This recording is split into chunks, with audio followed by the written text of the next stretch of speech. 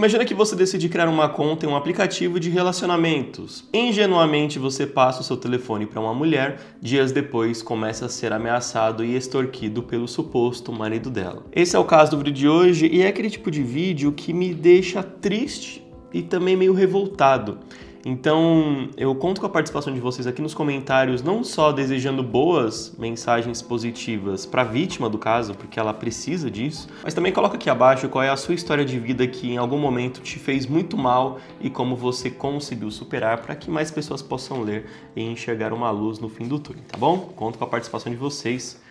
E vamos lá. Há alguns dias na semana passada eu entrei em um aplicativo de relacionamento com o intuito de fazer amizades e conversar com pessoas que ainda não me conheciam. Terminei com a minha namorada há pouco tempo, isso me deixou bem mal e queria conversar sobre isso com outras pessoas que não fossem amigos próximos. Isso me levou a entrar em alguns aplicativos, mais especificamente um chamado Bump.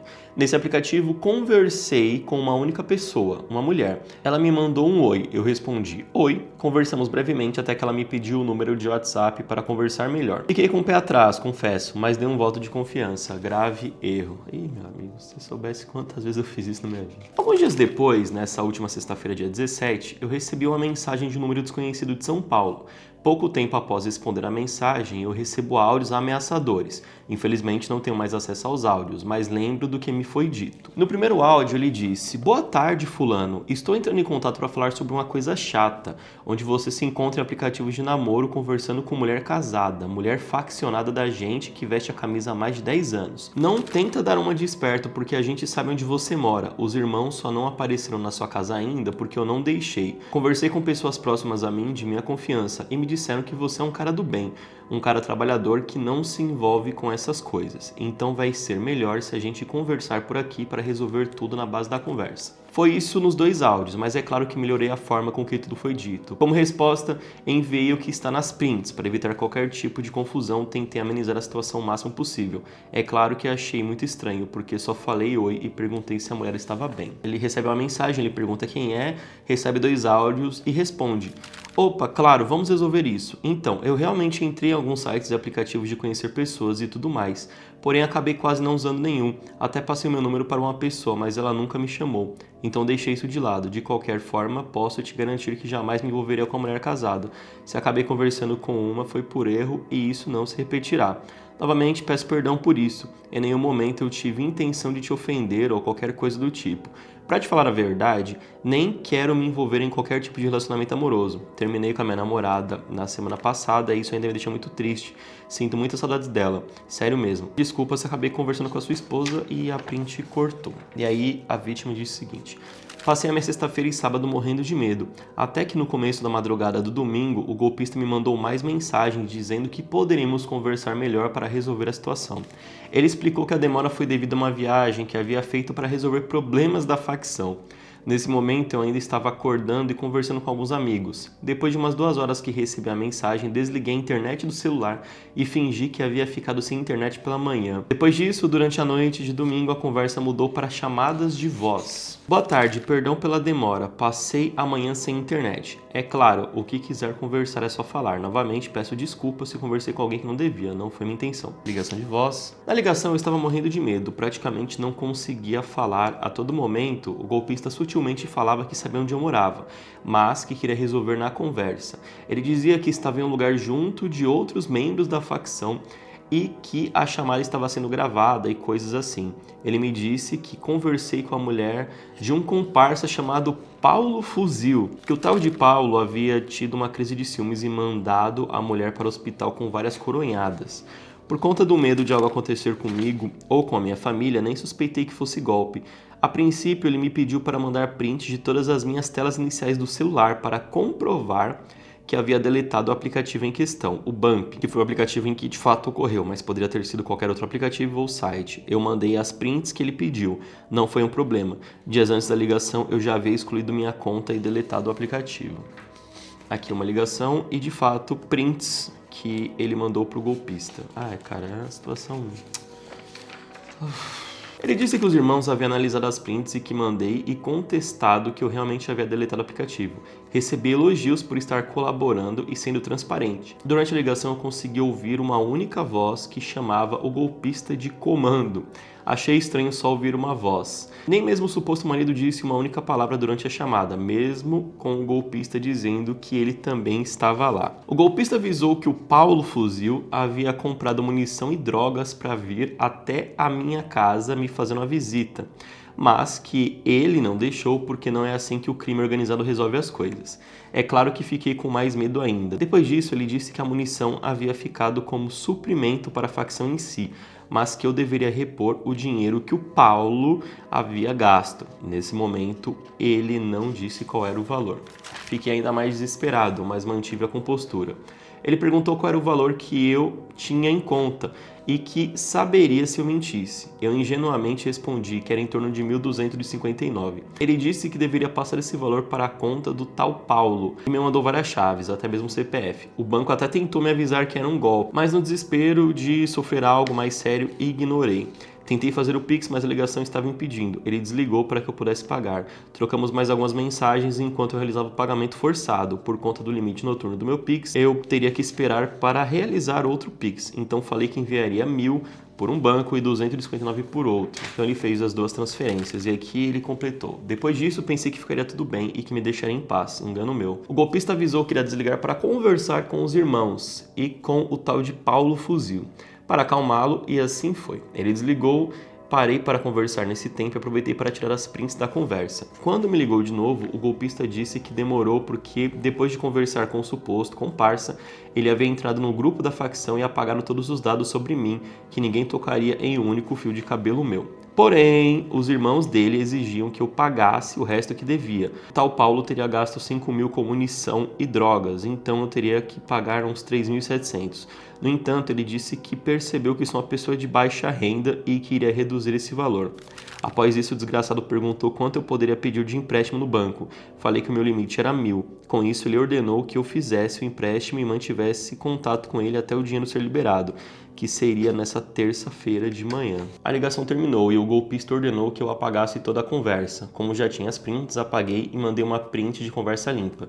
Com a cabeça mais fria e pensando melhor, falei com os meus amigos próximos e percebi todos os pontos que eu havia ignorado antes, que indicavam que fui vítima de um golpe. Ao pesquisar, descobri que se tratava do golpe da ameaça, ou golpe do falso membro de facção.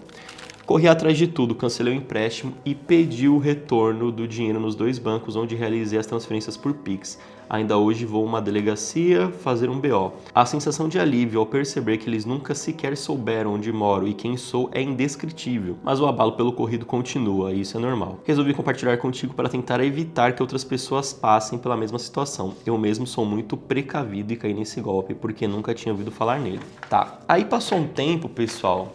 Ele recebeu bem recentemente, enquanto conversava comigo, uma mensagem de um outro número falando o seguinte: opa, você ficou maluco, cara, você bloqueou os irmãos, você já tinha resolvido esse problema aí, agora você fez uma merda dessa, cara, você tá querendo morrer? É isso mesmo, cara, e ainda bloqueou a conta da nossa organização, você perdeu a noção, cara? Os irmãos estão querendo ir na sua casa agora, vai ser preciso isso acontecer, fulano, você tá no problema, cara.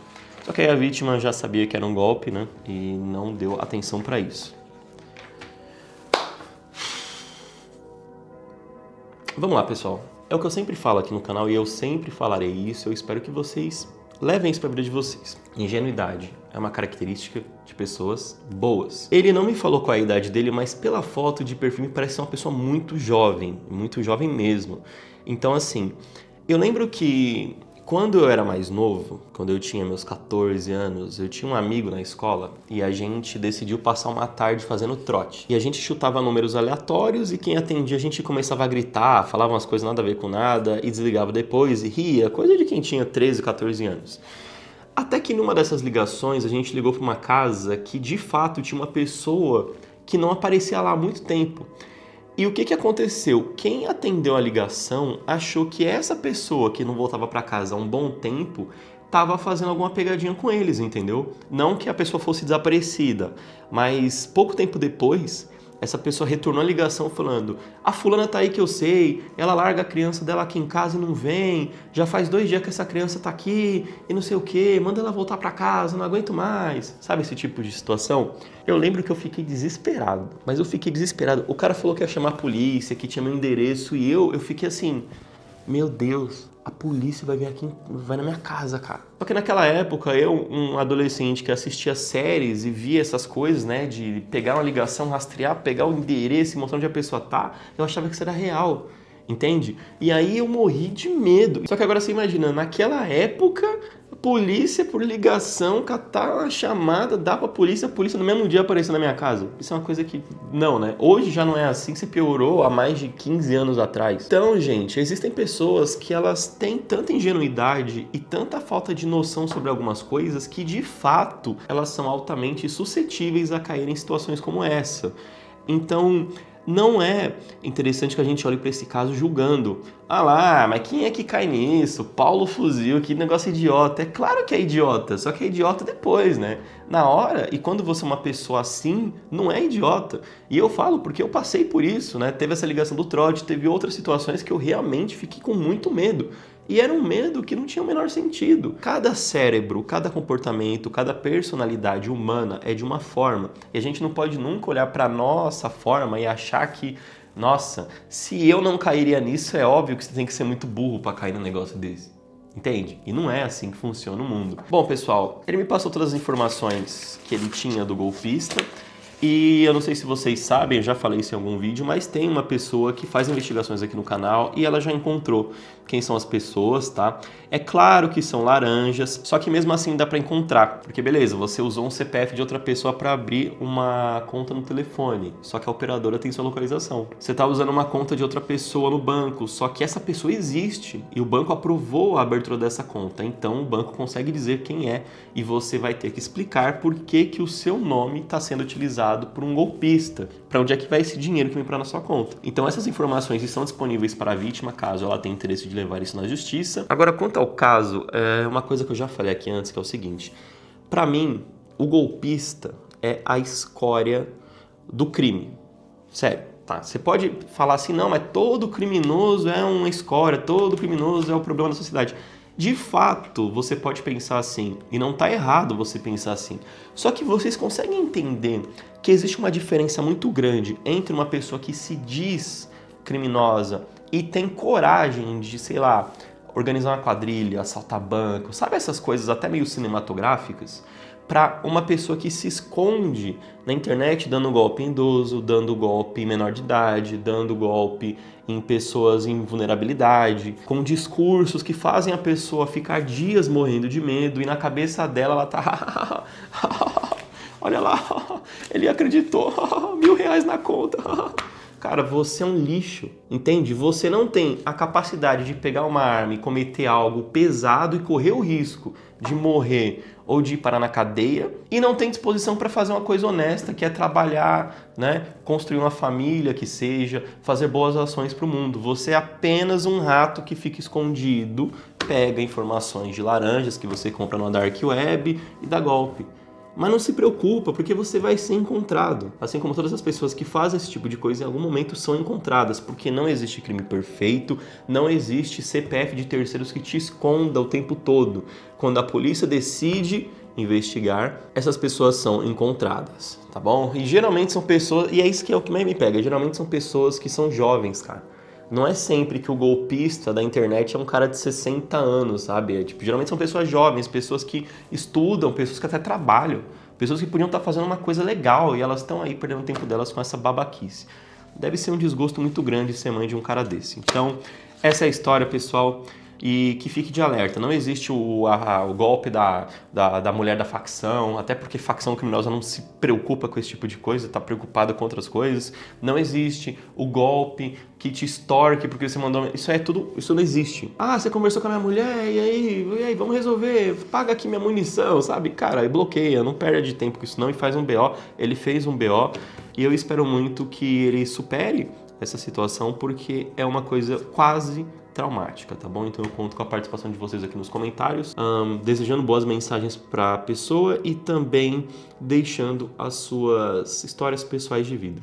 Até mais. Fui!